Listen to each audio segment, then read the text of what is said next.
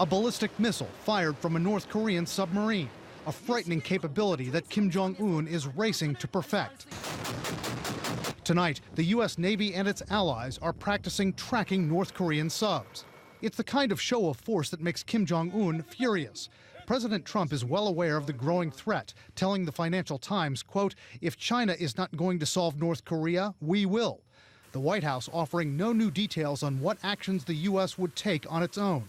So far, waiting for China to pressure North Korea into curbing its nuclear program hasn't worked. The North Koreans have gotten pretty good at acting like the crazy drunk neighbor with a submachine gun at the end of the block, and the Chinese don't want any trouble. And when the Chinese push them a bit, they start throwing bottles out the window and shooting guns into the air, and usually Beijing backs off. What are the president's options for going it alone? One is to speak directly with Kim Jong-un. Who knows?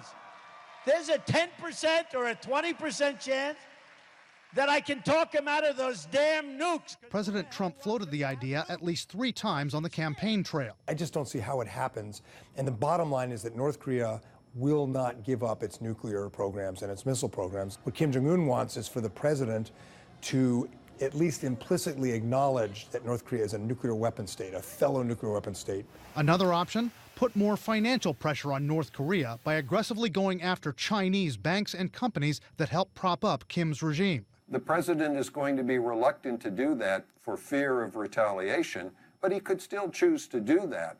The Chinese companies more than likely would cut off their business with North Korea, but the retaliation could really hurt the United States as well. That leaves the most daunting option, a preemptive military strike. General Walter Sharp, who commanded U.S. and allied forces in South Korea, says that should be an option if the threat is imminent. But with more than 28,000 U.S. troops near the DMZ and the South Korean capital only about 30 miles from the border, the blowback could be devastating. They could inflict a lot of damage on Seoul because of all the artillery that is within the range of Seoul.